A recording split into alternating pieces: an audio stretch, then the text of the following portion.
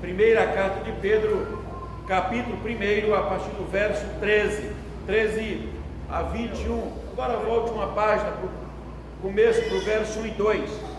Versículo 1 e 2 diz assim: Pedro, apóstolo de Jesus Cristo, aos eleitos que são forasteiros da dispersão do Ponto, Galácia, Capadócia, Ásia, Bitínia e Resende, eleitos segundo a presciência de Deus Pai, em santificação do Espírito, para a obediência e a aspersão do sangue de Jesus Cristo, graça a vós, graça e paz vos sejam multiplicadas. Vamos orar e manter a Bíblia aberta. Ó Deus, nós somos gratos ao Teu nome, porque a Tua bondade e misericórdia tem nos assistido em todos os momentos da nossa vida, e o Teu amor foi dispensado a cada um de nós antes da fundação do mundo e revelado em Cristo. E por isso, Pai, nós somos gratos nesta manhã, porque o Senhor tem nos sustentado na fé, neste mundo tenebroso, mundo que jaz no maligno. Mas nós somos gratos como igreja bendita do Senhor, e queremos que continue falando a esta geração e a cada um de nós, para que prossigamos com firmeza, dedicação e dependência do Senhor, em nome de Jesus, amém. E aí eu indico um livro para você ler durante... Nós chegamos quase às férias, porque começamos novembro, aí logo dezembro, e você vai continuar aí um período talvez de férias ou não, mas se não já começa a ler amanhã, um livro intitulado A Bíblia e o Bisturi, que conta uma história interessante de Butler. Reverendo Butler é um dos grandes evangelizadores do nosso país, e aí tem alguma coisa sobre você pesquisar sobre a vida dele. Lá em Caiotinho, quando um diácono, que fiquei esperto, né, foi morto porque entrou na frente, né, de alguém que ia matar o reverendo Butler, né, com a vara, com a faca na ponta, e aí ele estava escondido no mato. Quando o reverendo foi passar, aí com o diácono, que ele extorquiu literalmente com uma vara e uma faca, o diácono entrou na frente, e aí ele foi morto. Essa é a história do presbiterianismo no Brasil, a história da igreja contemporânea. E aí nós somos a igreja de hoje, a igreja presbiteriana, mas acima de tudo, a igreja cristã. E aí quando o reverendo Profilo estava apelando para os exemplos dos nossos ancestrais, dos nossos avós, tios, pais, pessoas que construíram uma história, e aí hoje nós estamos literalmente em cima dessa história. E aí alguns cristãos contemporâneos, alguns julgam que a história não faz muita, não precisa falar em nossos dias, que eles não sabiam muita coisa, que nós sabemos quase tudo, e a Bíblia fala sobre o não mudar os marcos, e tem muita gente no movimento hoje cristão que tenta mudar os marcos, dizer, olha, aquilo era daquela época, hoje não precisa tanto, eles estavam meio confuso, aqueles foram ultrapassados, e aí nós temos muita coisa nova, muitas coisas precisam serem colocadas hoje, e aí esquecem a história, esquece a tradição, esquece a devoção, esquece a fidelidade, esquecem a disposição de mães que tinham 10 filhos, como o casamento com 12, e tantos outros, que iam à escola dominical a pé, né? Faziam o almoço na volta, pessoas que se desgastavam e se desgastaram para que as crianças, os filhos, aprendessem o temor do Senhor, que é o princípio da sabedoria, e o conhecimento do santo é a prudência. Hoje nós temos toda a tecnologia, toda a disposição, toda a facilidade, né? Os bancos são maioria forrados, temos ar-condicionados, temos tanta coisa, o som da igreja hoje é impecável, temos até uma mesa digitalizada, né? Tudo jóia, tudo quase que perfeito, ou seja, tudo funciona aparentemente muito bem, mas a nossa vida e o nosso coração precisam estar no altar do Senhor, e a olhar pelo retrovisor para ver como é que nós chegamos até aqui. E o apóstolo Pedro está escrevendo a esses irmãos da perseguição da chamada diáspora, e ele vai dizer que esses irmãos estão sendo perseguidos, receberam a graça de Deus, e ele disse: vocês devem permanecer firmes. Aí vem um resumo no verso 14, que nós já lemos, para dizer assim: olha, como filhos da obediência, não vos amoldeis às paixões que tinhas anteriormente na vossa ignorância. E aí ele vai descrevendo sobre essa fidelidade e ousadia dos cristãos que estão mesmo perseguidos. Ele diz: vocês não devem se amoldar às paixões do mundo que vocês estão fazendo parte. E aí a gente pode voltar lá para João 17, quando Cristo vai orando pelos cristãos e orando por nós também, porque Cristo vai dizer o seguinte: Pai, não os peço só por estes, mas por todos quantos vierem a crer no Senhor. Então em João 17, Cristo estava orando pela igreja de hoje, diz: por quantos vierem a crer. E aí ele vai dizer: Pai, eles não são do mundo, como também eu não sou, mas ele diz: Pai, como eu fui enviado ao mundo, eles também foram enviados ao mundo.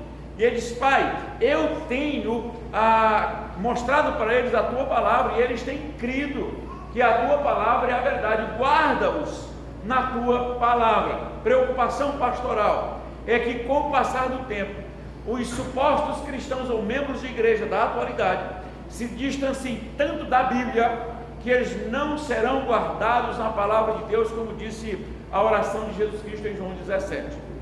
Porque há um certo desprezo, um relaxamento, uma falta de tempo, uma falta de meditação. Alguns cristãos começam a dizer: pastor, a Bíblia é muito difícil, mas aí você nem lê para saber se é difícil, e aí naturalmente a Bíblia vai ficando em segundo plano. Mas as matérias da escola, elas são a dedicação, a esforço, porque aponta para uma profissão. Mas a leitura bíblica te aponta para o céu, te livra do inferno por meio de Cristo. Mas eu nunca vi um professor particular de religião. Eu já falei isso aqui outro dia, eu nunca vi. Mas quando o aluno vai mal na escola, o que se faz? Contrata um professor, uma professora particular. Chama-se de esforço. Como é que é? Reforço. Aula de reforço. Por que os cristãos não têm aula de reforço de religião em casa? Não precisa pagar os pastores, é só marcar aqui no profil, a gente vai lá de graça. Aula de reforço de religião. Vamos lá. Eu estei num tempo que a nota de religião na escola, quem dava era o meu pastor. Sabiam disso? No 9 de abril eu ainda dei aula para Raquel. Dei nota para Raquel, para Carol, para a irmã da Raquel, presidente da federação. Era eu que mandava a nota dela para a escola. Ou seja, o pastor avaliava o aluno da escola, a escola pedia, conforme o desenvolvimento dele, destaque na igreja, e aí mandava a nota do aluno para a escola, e eles anexavam no boletim.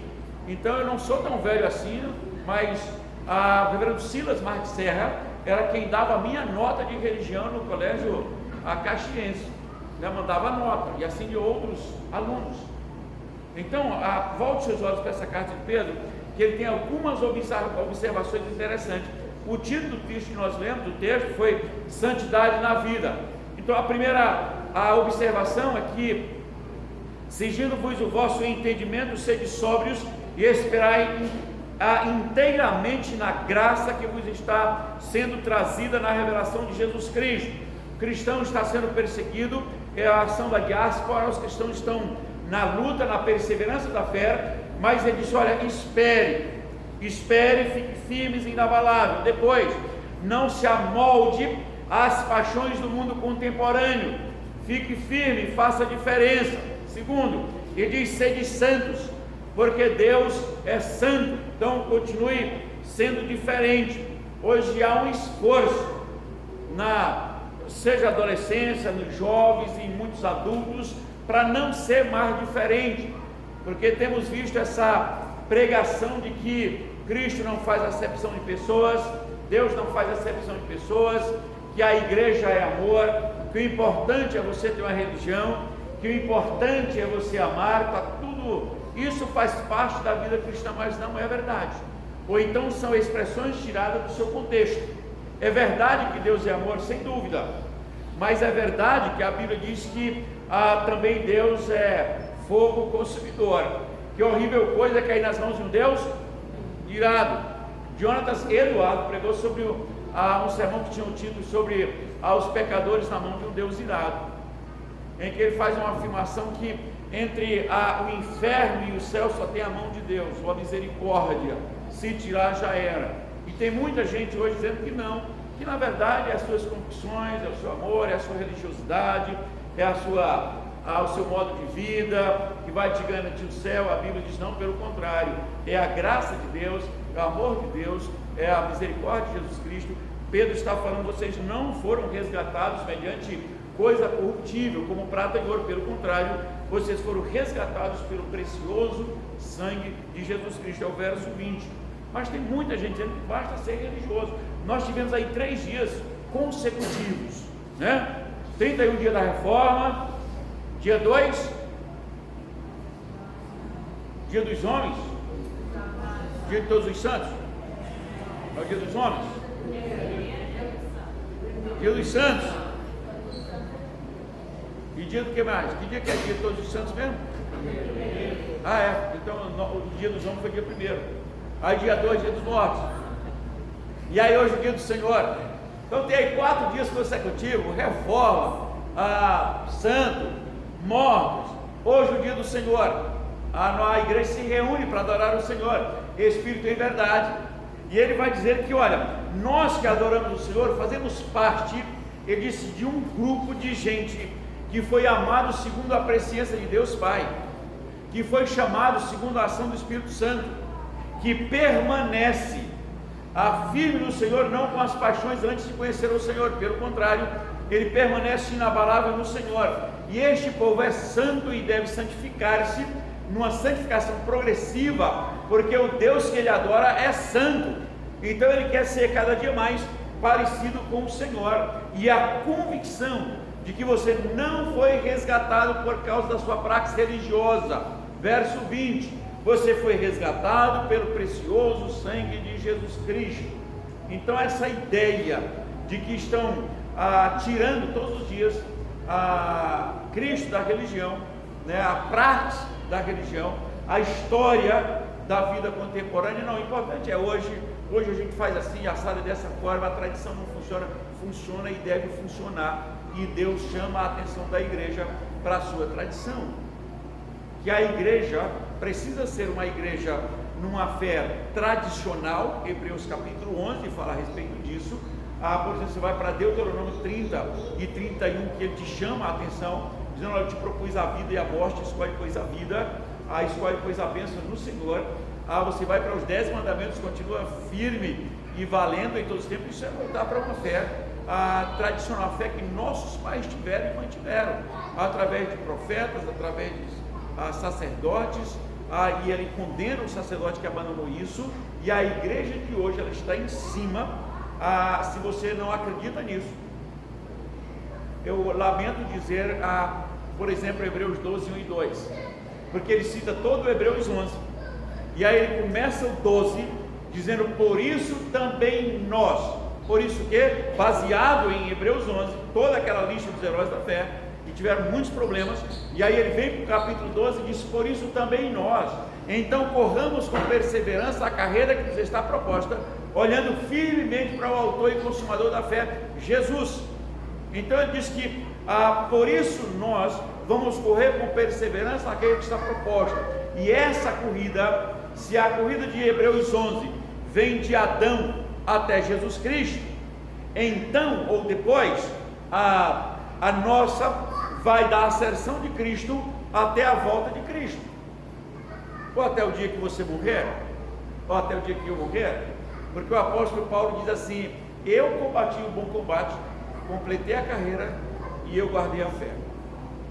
Ele diz, por isso eu vou receber uma coroa no dia do juízo final. E ele disse, não somente eu, mas todos quantos amam a vinda do Senhor Jesus Cristo.